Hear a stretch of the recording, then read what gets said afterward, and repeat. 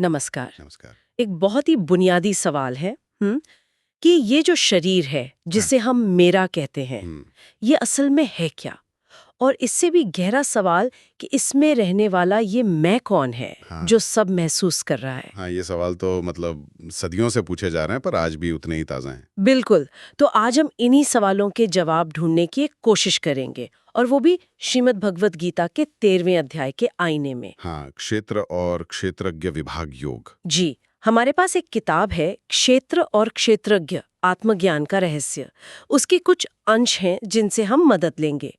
कोशिश यही रहेगी कि शरीर, जिसे गीता क्षेत्र कहती है, और आत्मा यानी क्षेत्रज्ञ, इनके बीच का जो फर्क है उसे थोड़ा आसानी से समझ सके। चलिए बात करते हैं इस पे। तो शुरुआत अर्जुन के सवाल से ही होती है। हाँ। वो पूछते हैं, हे केशव, ये क्षेत्र क्या बला है और ये क्षेत्रज्ञ कौन है? इनका असली रूप क्या है? हुँ, और श्री कृष्ण का जवाब बहुत ही आप कह सकते हैं व्यवस्थित है। वो कहते हैं देखो अर्जुन, ये जो तुम्हारा शरीर है ना, यही क्षेत्र है। मतलब एक खेत की तरह समझो, जहाँ तुम्हारे सारे अनुभव उगते हैं, जैसे सुख, दुख, इच्छा, नफ़रत। अच्छा। लेकिन इसमें सिर्फ ये हाड़-मास का ढांचा ही नहीं है। स्रोत भी यही बताता है कि इसे थोड़ा और विस्तार से देखना होगा। पहले तो पंच महाभूत हैं, पृथ्वी, जल, अग्नि, वायु, आकाश। फिर मन, बुद्धि और अहंकार भी इसी में शामिल हैं। अहंकार भी। हाँ, अहंकार भी। और फिर 10 इंद्रियां, उनके विषय जैसे रूप, रस, गंध वगैरह, इच्छा, द्वेष, सुख, दुख, चेतना, ये सब मिलकर बनता है क्षेत्र। और सबसे अहम बात, ये सब बदलने वाला है, नश्वर है। ये तो बड़ी बात है कि अहंकार भी क्षेत्र का हिस्सा है। हम्म। मतलब अगर कोई हमारी बुराई करे और हमें दुख हो, तो वो दुख असल में क्षेत्र को हो रहा है, हमें नहीं। बिल्कुल, आप सही पकड़ रहे हैं। यही तो समझना है।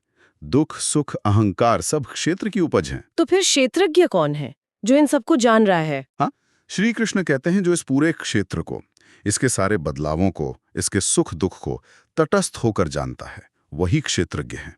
अच्छा। यानी आत्मा, वो परमात्मा का ही अंश ऐसा समझें। अच्छा। जैसे एक ही सूरज का अक्स हजारों घड़ों के पानी में अलग अलग दिखता है, सही। पर सूरज तो एक ही है ना। हाँ, बिल्कुल। वैसे ही वो एक परम चेतना हर शरीर में ज्ञाता बनकर बैठी है। जानने वाला एक, जानने के दायरे अनेक। तो ये जो आत्मा है, क्षेत्रज्ञ, क्या ये हमारे मन और बुद्धि से भी अलग है? क्योंकि आमतौर पर तो हम यही सोचते हैं कि हम मन से, बुद्धि से ही चीजों को जानते हैं। हाँ, यही सबसे अहम और शायद थोड़ा मुश्किल लगने वाला पॉइंट है। हाँ। देखिए, वो जो हमने गिना था ना, पंच महाभूत, अहंकार, बुद्धि, मन, इंद्रियां, उनके विषय, इच्छा, द्वेष, सुख, दुख, चेतना, धृति, हम्म। ये सब क्या हैं? ये सब क्षेत्र के औजार हैं, उसके हिस्से हैं। हम्म। लेकिन जो इन सब को जान रहा है, जो इन सब का इस्तेमाल होते हुए देख रहा है, वो क्षेत्रज्ञ इनसे बिल्कुल अलग है। वो असंग है, बदलता नहीं है। और फिर श्री कृष्ण ये भी कहते हैं कि मैं ही सभी क्षेत्रों में क्षेत्रज्ञ हूँ। इसका क्या मतलब हुआ? ये तो बहुत बड़ी बात है।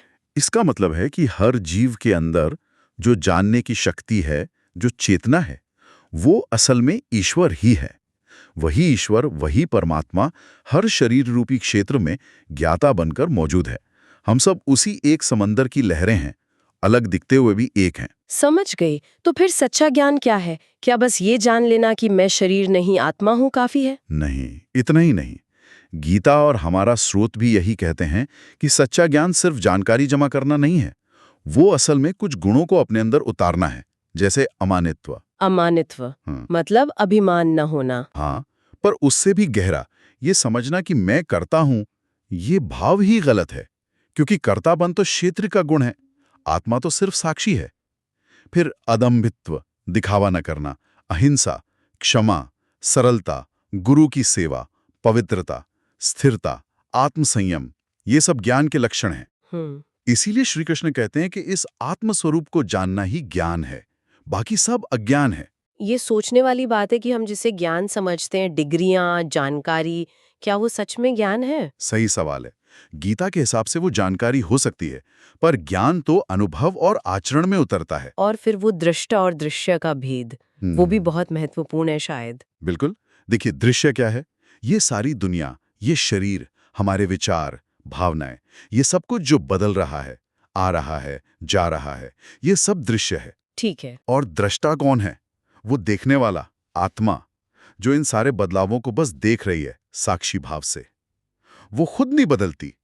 जो इस फर्क को सच में महसूस कर लेता है कि मैं देखने वाला हूं, दिखने वाली चीज नहीं, वो मुक्त हो जाता है। उसे फिर दुनिया के उतार चढ़ाव उतना परेशान नहीं करते। तो अगर हम पूरी बात को समेटें तो सार यही निकलता है कि हम ये शरीर या मन नहीं है, हम वो शाश्वत आत्मा है। ईश्वर कहीं दूर आसमान में नहीं, हमारे अंदर ही जानने वाले के रूप में बैठे हैं। और सच्चा ज्ञान किताबी नहीं, बल्कि विनम्रता, अहिंसा, आत्मसंयम जैसे गुणों में झलकता है। बिल्कुल। और अपने इस असली मैं को पहचानना ही दुखों से बाहर निकलने का रास्ता है। और ये बात सिर्फ कहने की नहीं है, इसका असर हमारी रोजमर्रा की जिंदगी पर पड़ता है।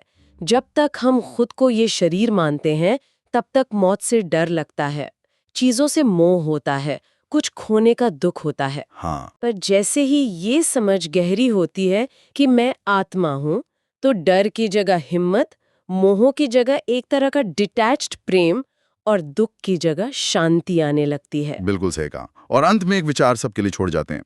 श्री कृष्ण ये भरोसा दिलाते हैं कि जिसने इस भेद को जान लिया, क्षेत्र क्या है और क्षेत्रज्ञ कौन है, वो दुनिया में रहता हुआ, अपने सारे काम करता हुआ भी कर्मों के बंधन से मुक्त रहता है। ये कैसे? यही तो सोचने वाली बात है कि सिर्फ ये जानने भर से कि मैं करने वाला नहीं, सिर्फ देखने वाला हूं, कर्मों का बंधन कैसे कट जाता है, कर्म का फल कैसे बदल जाता है, इस पर विचार किया जा सकता है। जरूर।